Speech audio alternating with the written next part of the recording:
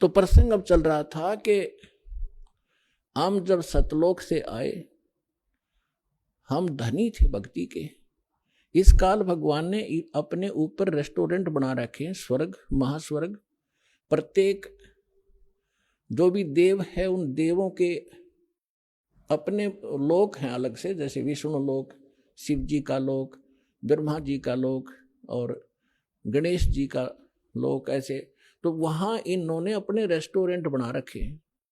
वहां जो विष्णु जी का पुजारी वहां जाएगा, उसने जितने पुण्य किए हैं, भक्ति की है भगवान की, तो उसका टैक्स लेगा वो उस रेस्टोरेंट में 10%, किसी ने 20% उसकी पुण्य कमाई से।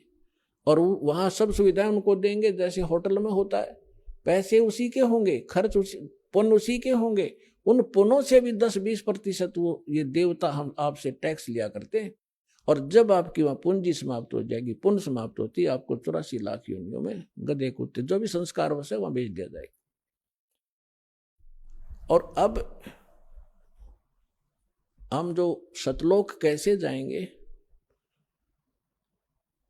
हमारी भक्ति शास्त्र अनुकूल ना होने से हमारे पूर्व जन्म के जो संस्कार थे वो सतयुग त्रेता द्वापर में अक्षीण हो गए।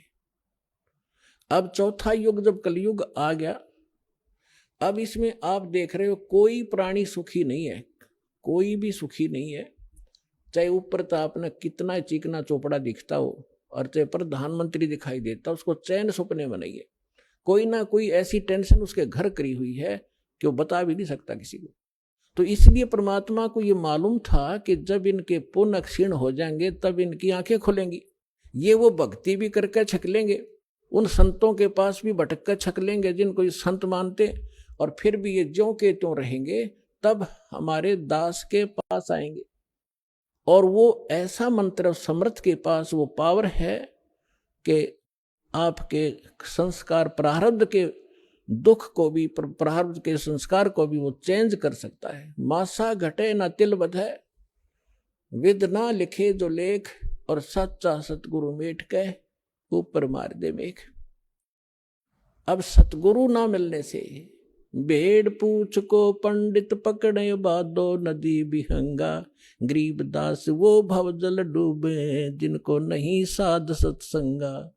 कबीर इस संसार को समझाऊं के बारे, ये पूछ पकड़ के भेड़ की और उतरा चावे पारे। साधना तो नकली कर रहे हैं और इंतजार कर रहे हैं सुख होने की और मोक्ष की। कहते हैं सन से शोक सराय में सुतक दिन राती, और जीवित जग में जूती पड़े फिर जम तोड़े छाती।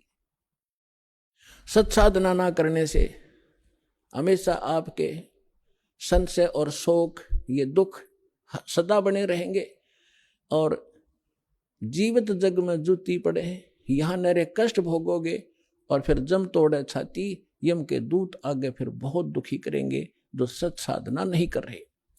तो यहां क्या बताते हैं परमात्मा, फिर अब जो साधना आप कर रहे थे वो शास्त्र विरुद्ध थी, और जिन भगवानों पर आप सीमित थे वो भगवान कंप्लीट नहीं थे, वो स्वयं नाशवान है, उनकी जन्म मृत्यु होती है। लेकिन सतगुरु मिलने से तत्व ज्ञान का हमें प्रकाश होता है, उसके आधार से फिर हम अपने उस मार्ग पर चलते हैं। कबीर साहब कहते हैं, पीछे लग गया जाऊं था मैं लोक वेद के साथ, रस्ते में सतगुरु मिल गए वो दीपक दे दिया हाथ। लोक वेद दंत कथा जैसा सुना सुनाए ज्ञान से हम साधना कर रहे थे, उसी के आधार से हम चल रहे थे। हम अपने ऊपर उदाहरण देकर हमें समझा रहे कि पीछे लग गया दाऊं था मैं लोक वेद के साथ, रस्ते में सतगुरु मिल गए और दीपक दे दिया हाथ। ये तत्व ज्ञान रूपी टॉर्च दे दी, लालटेन दे दी। अब इसकी रोशनी में हम गड्ढों में, बोझड़ों में, कांटों में नहीं जाएंगे, इसके प्रकाश से हम सुमार्ग पर चलकर मंजिल पर पहुंच जाएंगे। अब हम आप बताते हैं जो आज प्रसंग शुरू किया था कि हम यहाँ किस लिए जन्मे हैं, हमारा उद्देश्य क्या है, हम क्यों जन्म मर रहे हैं। हम अपने बच्चों के लिए अपनी संपत्ति के संग्रह करने के लिए सारा जीवन न्यौछावर कर देते हैं, और हमारे सामने या तो कोई बच्चे की मृत्यु हो जाती है या स्वयं ही हम चले जाते हैं, तो उस समय हमारी बुद्धि काम करने योग्य नहीं रहती, केवल हाहाकार, रोना पीटना, अब क्या होगा, बच्चों का क्या होगा, कहाँ जाऊंगा, तो इतनी सी बात समाई रह जाती है।